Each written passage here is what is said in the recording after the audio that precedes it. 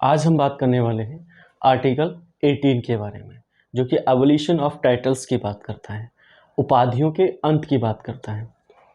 जब हमारा संविधान लागू हुआ तो हमारे संविधान निर्माताओं ने इस आर्टिकल को हमारे संविधान में जोड़ा।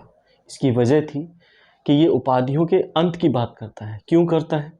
इसलिए करता है क्योंकि वंशानुगत आधार पर हमारे देश में बहुत सारी उपाधि चली आ रही थी, टाइटल्स चले आ रहे थे, जैसे राजा साहब, दीवान बहादुर, राज बहादुर, इस तरह की जो भी टाइटल्स थे वो चले आ रहे थे। कुछ अंग्रेज़ों ने भी दिए थे, जो कि राजभक्त थे अंग्रेज़ों के, उनको भी टाइटल्स दिए गए थे। जिससे कि गांधी जी को केसरे हिंद की उपाधि दी गई थी। तो ये मामला थोड़ा अलग है। फिर भी इस तरह के टाइटल्स किसी के नाम के सामने ना लगें और कोई इंसान इनको लेके अपने आप को बड़ा ना समझे और दूसरे इंसान अपने आप को छोटा ना समझे। इसी वजह से हमारे संविधान निर्माताओं ने इस आर्टिकल को हमारे संविधान में जोड़ा। ये आर्टिकल 18 उपाधियों के अंत की बात करता है। मतलब भारत में रहने वाला प्रत्येक नागरिक समान होगा, उसके सामने कोई भी उपाधि या टाइटल्स नहीं लगाया जाएगा। ये इसके अंदर प्रावधान किया गया है। अब क्यों किया गया है, कैसे किया गया है, इसकी कुछ वजह है जो कि हम इसमें देखने वाले हैं। अभी भी देखा जाता है कि कुछ पुरस्कार और कुछ उपाधियां अभी भी दी जाती हैं, जैसे कि पद्म पुरस्कार भी दिए जाते हैं, पद्म पुरस्कार, और भारत रत्न भी एक पुरस्कार है। तो इसमें सुप्रीम कोर्ट ने कहा है कि ये पुरस्कार समाज में कुछ अच्छा करने के लिए, योगदान देने के लिए, सामाजिक हित के लिए, लोगों को मनोबल को बढ़ाने के लिए दिए जाते हैं। इनको एक इनकरेजमेंट के तौर पे देखा जाए। इनको किसी तरह से नाम के सामने नहीं लगाया जा सकता। जैसे कि किसी को भारत रत्न मिला है, जैसे अभी सचिन जी हैं, क्रिकेटर सचिन जी, वो अभी उनको भी भारत रत्न मिला है। तो वो इस भारत रत्न को अपनी नाम के सामने टाइटल के रूप में यूज नहीं कर सकते, उसको यूज नहीं किया जा सकता। उनको मिला है, ये बहुत अच्छी बात है। उन्होंने बहुत ज़्यादा भारत के लिए योगदान दिया है, क्रिकेट में या किसी भी तरह से देखा जाए। तो अब देख लेते हैं, इनके बारे में भी बात करेंगे, क्योंकि जो पद्म पुरस्कार हैं वो भी एक पुरस्कार हैं, टाइटल्स हैं, उपाधियाँ, लेकिन उनको नाम के सामने नहीं लगाया जा सकता। तो देख लेते हैं इसमें क्या है। आर्टिकल 18, राज्य, सेना, शिक्षा संबंधी सम्मान के सिवाय और कोई उपाधि प्रदान नहीं करेगा। राज्य के बारे में कहा गया है, राज्य सेना को लेकर, सेना और शिक्षा संबंधी सम्मान के सिवाय और कोई उपाधि प्रदान नहीं करेगा। सेना में भी उपाधियां चलती हैं, जैसे कि जो अच्छा काम करता है, जो अच्छा योगदान देता है, वो उसको कुछ पुरस्कार दिए जाते हैं, उनको पदवी में ऊपर बढ़ा दिया जाता है, तो ये दे सकता है। और शिक्षा के अंदर भी बहुत सारी उपाधियां दी जाती हैं, जैसे डॉक्टरेट की उपाधि है, बहुत सारी उपाधियां हैं जो कि लोगों को ये बताने के लिए है कि आप बहुत अच्छा काम कर रहे हैं अपने एरिया में या जिस भी एरिया में। आगे है, भारत का कोई नागरिक किसी विदेशी राज्य से कोई उपाधि ग्रहण नहीं करेगा। भारत का कोई भी नागरिक किसी विदेशी राज्य से कोई टाइटल अथवा उपाधि ग्रहण नहीं करेगा। ये इस आर्टिकल के अंदर कहा गया है।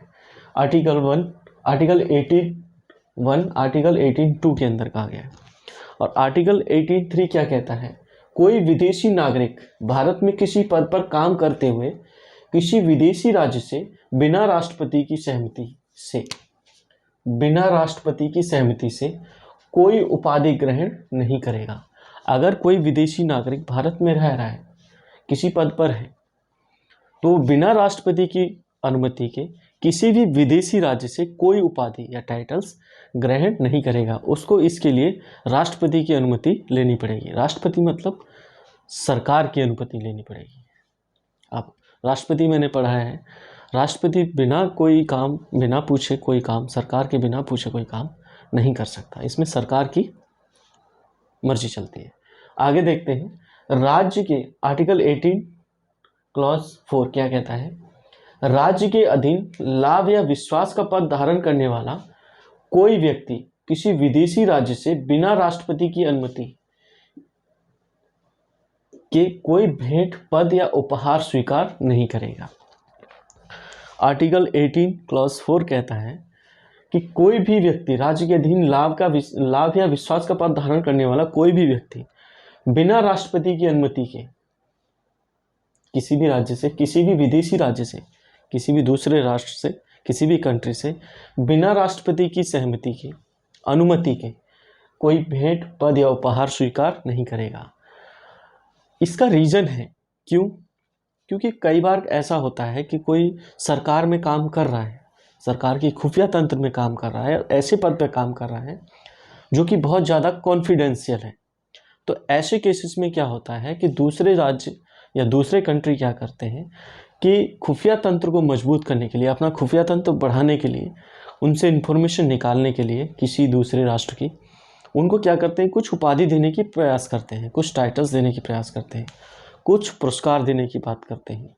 तो ऐसे में क्या होता है, जो भी पुरस्कार देता है उसका मन जो देने वाले के प्रति थोड़ा सा पिघल जाता है या उसकी बात सुनने के लिए तैयार हो जाता है, जो कि कोई भी सरकार नहीं चाहेगी कि हमारे देश में काम करते हुए कोई भी व्यक्ति किसी दूसरे राष्ट्र के लिए काम करे।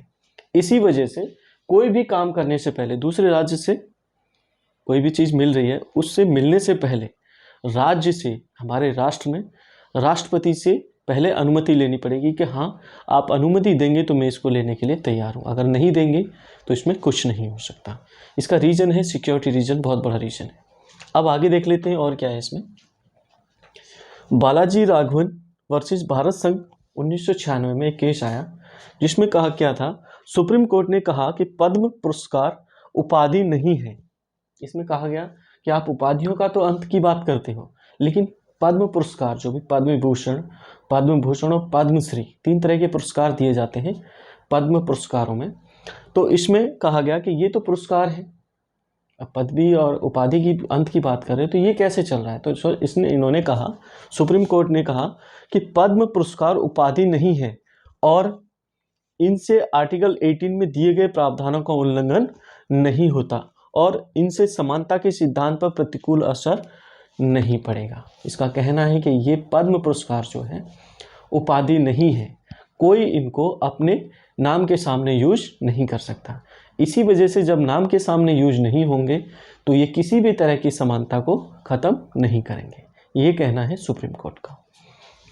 बालाजी राघवन वर्सेस भारत संघ के अंदर अगला क्या है, हालांकि यह प्रावधान किया गया कि कोई भी व्यक्ति इन उपाधियों को अपने नाम के आगे इस्तेमाल नहीं करेगा, इसी चीज़ को आगे बढ़ाया गया है, नहीं करेगा। और अगर कोई ऐसा करता है तो उसके अपने पुरस्कार को त्यागना होगा। अगर कोई ऐसा करता है कि कोई अपने सामने पद्मश्री लगाता है, पद्म विभूषण लगाता है, तो अगर वो ऐसा करता पाया जाता है तो उसको अपने पुरस्कार को त्यागना पड़ेगा, उसको सरकार को वापस देना पड़ेगा, ये माना गया है इसके अंदर। आगे है पद्म पुरस्कारों के बारे में जानते हैं क्या है। पद्म पुरस्कारों की स्थापना कब हुई थी? 1954 में। 1954 से इसकी स्थापना की गई थी। काल था नेहरू जी का 1954। अब आगे 1977 से समाप्त कर दिया गया इसको। 1977 में मोरारजी देसाई जी की सरकार आई, जनता पार्टी की, जो गैर कांग्रेसी पहली सरकार थी, उसने इन पद्म पुरस्कारों को समाप्त कर दिया। अब अगली सरकार बनी 1980 में।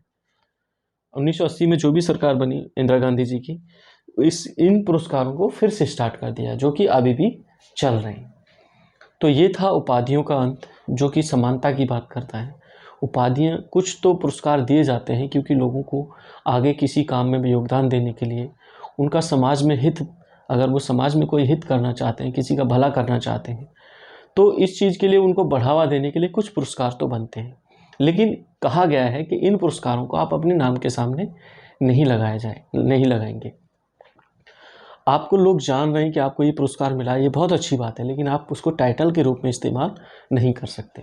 तो ये था हमारा आर्टिकल 18, जो कि उपाधियों के अंत की बात करता है। अब अगला आर्टिकल हमारा होगा आर्टिकल 19, जो कि स्वतंत्रता संबंधी अधिकारों की बात करता है। मिलते हैं अगली क्लास में।